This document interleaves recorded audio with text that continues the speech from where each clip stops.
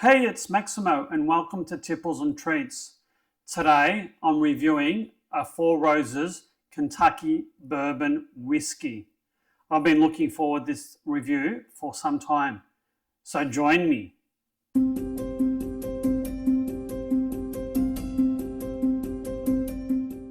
So I have a Four Roses Bourbon Whiskey. Now, I've been looking for this for quite some time.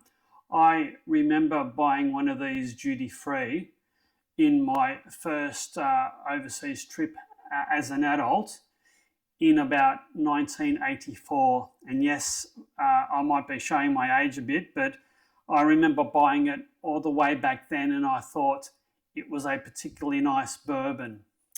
So I was lucky enough to spot this at my local Tipple superstore and I thought, I've got to buy it. I really have to buy it. This is a 700ml bottle. It's 40% alcohol by volume and it was 60 Australian dollars on special. It's usually about around about $75. So I thought, well, it's on special.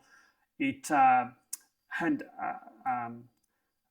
a sort of a special memory of my first like overseas trip to Europe, and I thought I've got to get it.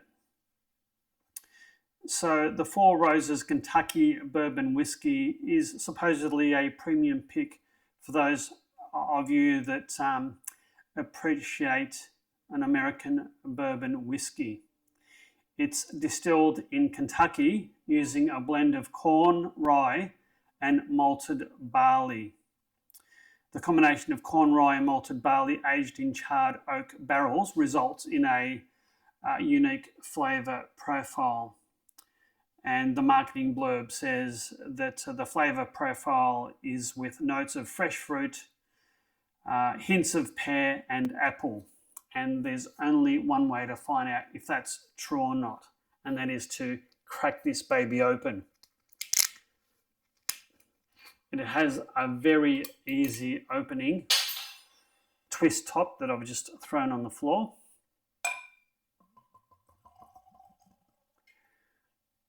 And a moderately satisfying glug. It must be the shape of the bottle or the neck. Anyway, it has a rich sort of toffee colour. The label is yellow and the bourbon sort of matches the colour of the yellowish label, I think. Interesting. Anyway.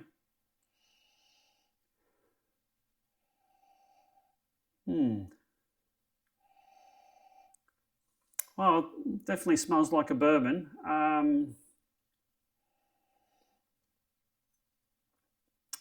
I'm not really sure what I'm smelling, really. Sort of burnt caramel, perhaps. That's what I'm getting. Quite delicate, a little bit florally. It's got some legs on it too. The tasting notes from the distiller says that it's a rich browned butter. The warmth pleasantly surrounds you.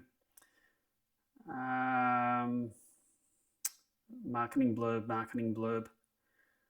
And it smells of, well, comfort.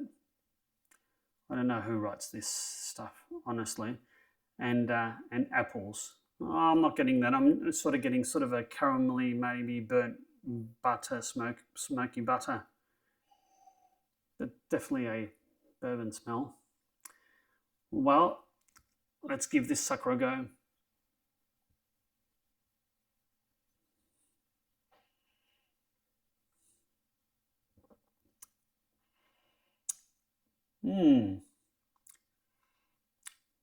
It's definitely a bourbon. It's a little bit surprising. The first taste was, I wouldn't say creamy, but it was like delicate and light with a bit of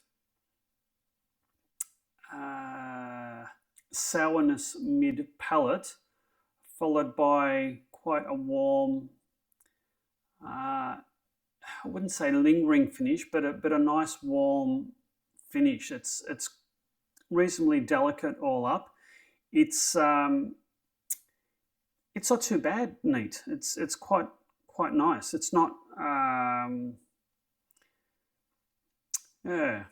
It's a bit unusual. Is it as good as I remember back in the day, or I think my taste buds have probably been progressively either improved or destroyed over the years. I'm not really sure what, but this is nice. It's nice, neat.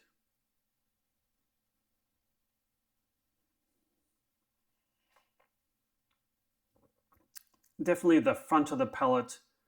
It actually tastes better on the second sip. The front of the palate is really nice, and it sort of builds through the mid palate and the finish. It's not harsh. It's quite approachable, quite drinkable. It's certainly not sort of rocket fuel or anything nearing that whatsoever. So I'll read out what the tasting notes say. This one is easy drinking and light, yet with enough substance to do well on its own, neat or on the rocks. Well, I think so. It's got a light syrup mouthfeel and not syrupy sweetness. Yeah, I concur with that. It's also a little bit chewy. Yeah, I'm not sure about that. Apples. Tastes like it smells, which is to say a good bourbon. Yeah, and it does taste like a more expensive bottle than it is for $60. It tastes pretty damn good. The finish is long, syrupy finish with brown sugar, caramel, and vanilla. Well balanced and approachable. I'd agree with all that. I'm not getting much in the way of vanilla, but I am getting maybe brown sugar, burnt brown sugar, caramel, and some sweetness at the end.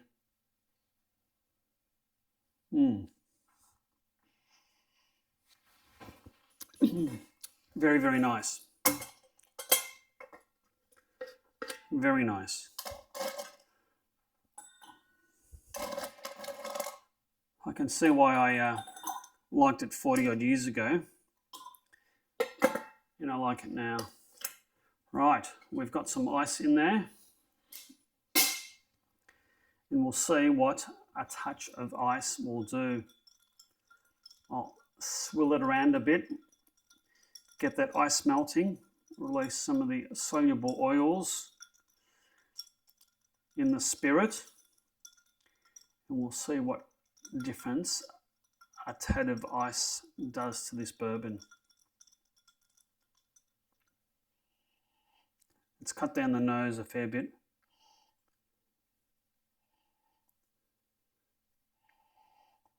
If anything, made it more delicate and brought out maybe the fruit a little bit.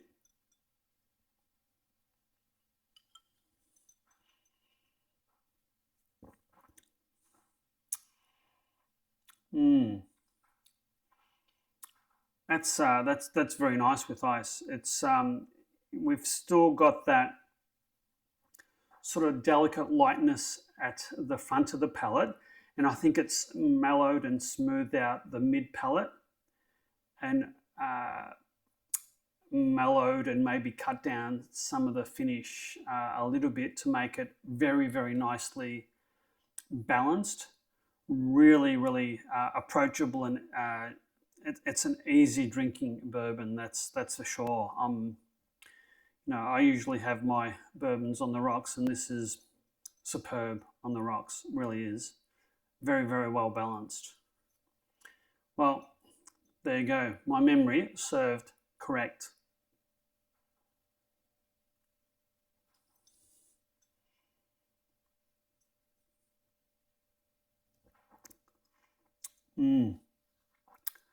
That's very nice. The more the ice melts, the better this is getting, actually.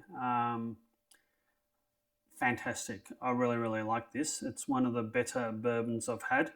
I'd put this on a par with the Woodford Reserve, which I thought was an excellent bourbon.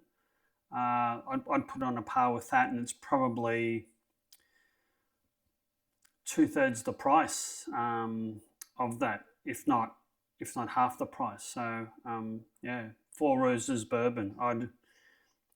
I'd buy this again anytime. I really would. It's been like wrapping my arms around an old, long lost friend. Really, if not, 1984 is the last time I've tried this. It's quite quite a while between drinks, I'd say, on this one. Anyway, I've enjoyed it. Hopefully, you've enjoyed this video review as well.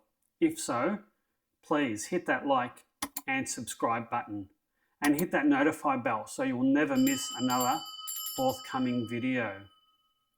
I do hope you've enjoyed this, and until my next review, you take care and cheers.